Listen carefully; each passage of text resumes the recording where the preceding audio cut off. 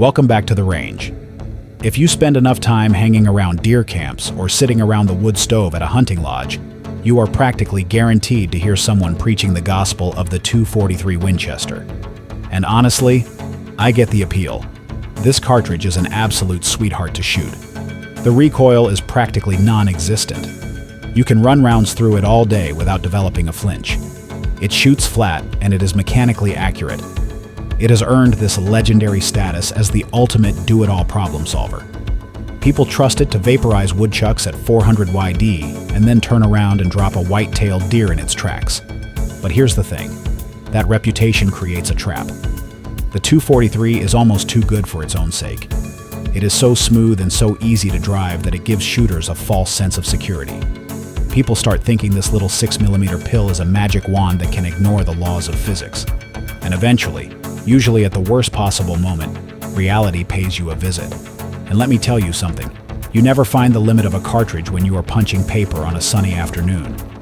You find that limit when the buck of a lifetime steps out. You break the trigger and the round just fails to deliver the hydrostatic shock you needed to end the fight. That is why we need to cut through the nostalgia and look at the hard data. The 243 Winchester is a phenomenal tool, but it has hard limitations that the old-timers forget to mention, and the new shooters haven't learned yet. This is the 243 paradox, the issue nobody wants to discuss until the tag goes unfilled. So, let's break this down. The bloodline. To understand where we are, we have to look at the history books. For the first 50 years of the 20th century, the American shooter wanted absolutely nothing to do with 6mm bullets. It was a ghost town. If you were desperate for a 243 diameter projectile back then, your only real option was the 6mm Lee Navy, and that was chambered in that quirky Lee straight pull bolt action.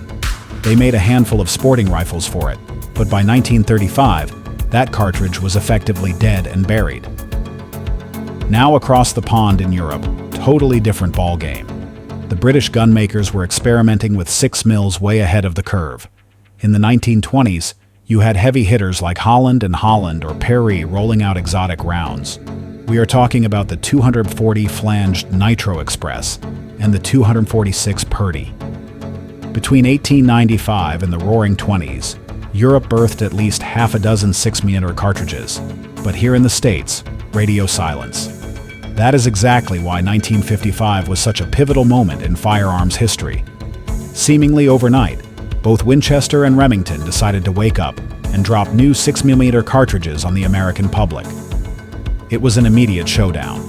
The 243 Winchester versus the 244 Remington. Winchester played it smart.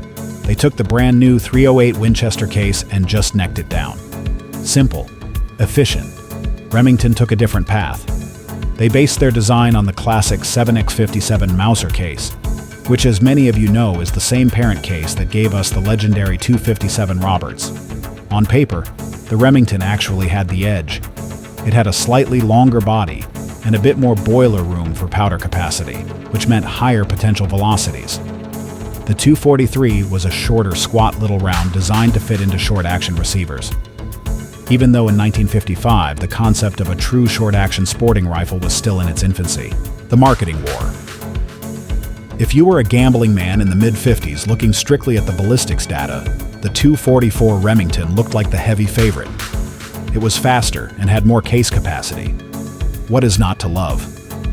But Winchester had an ace up their sleeve. And it wasn't velocity, it was versatility.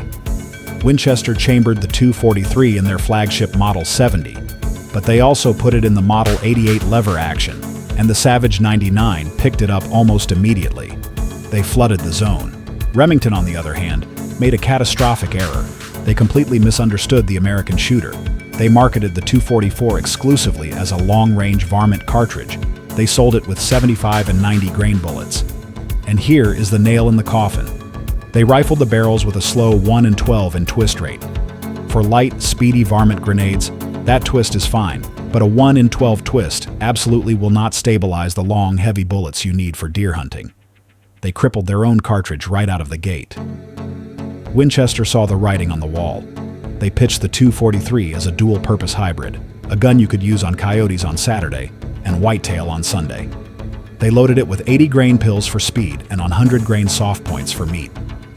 Most importantly, Winchester used a faster 1 in 10 twist rate to stabilize those heavier projectiles. The market spoke immediately. The .243 Winchester was a runaway freight train of success. The .244 Remington withered on the vine. By 1963, Remington practically waved the white flag. They rebranded the cartridge as the 6mm Remington. They tightened the twist to 1 in 9 and finally offered a 100 grain load. But it was too little too late. The war was over. If we are sitting at the reloading bench splitting hairs, sure, the 6mm Remington is technically a superior design, especially if you are running a long action. But in the gun industry, perception is reality.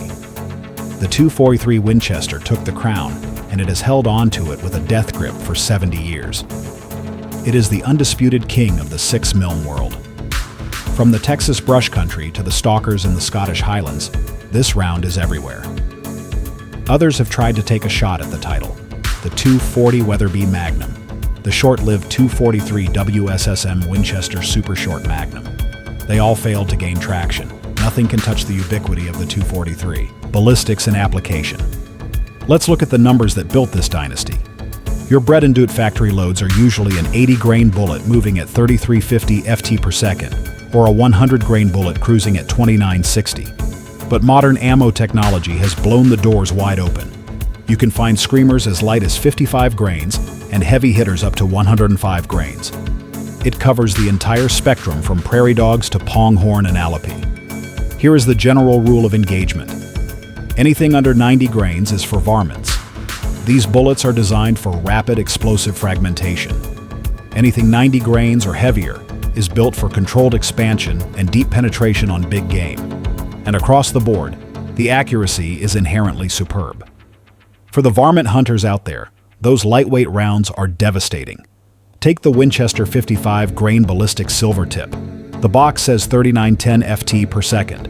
I have seen guys with 26 in barrels chronographed that load at over 4000 ft per second. That is a red mist machine.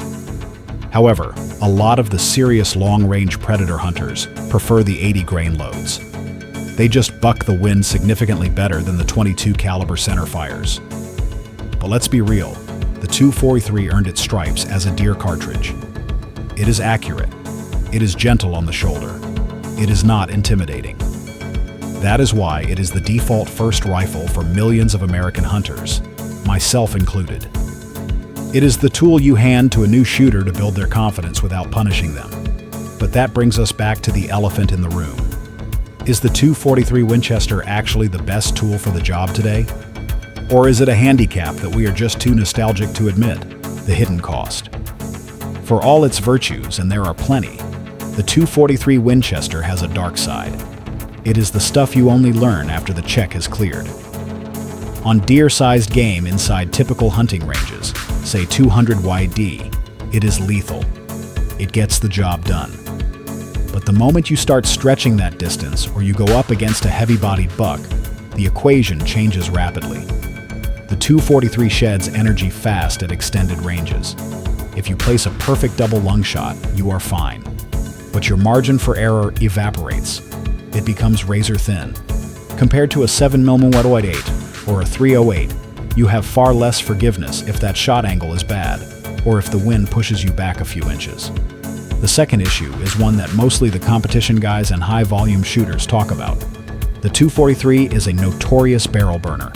You are forcing a massive volume of superheated gas through a tiny 6mm bore. It is what we call an overbore cartridge that creates intense heat and pressure that acts like a sandblaster on the throat of your barrel. If you are shooting matches or sitting on a prairie dog town all weekend, you are going to see accuracy degrade fast. I have seen barrels lose their edge in as little as 500 rounds. That is a shockingly short lifespan for a precision rifle. Now, for the guy who shoots a box of ammo a year to check his zero, that barrel will outlast him. But if you are a shooter who actually trains, it is a real logistical and financial limitation you have to factor in. When you combine those two factors, the limited terminal energy at distance and the aggressive throat erosion, you start to see the cracks in the armor. So, here is the bottom line. The strength of the 243 Winchester is not that it is perfect, because it isn't.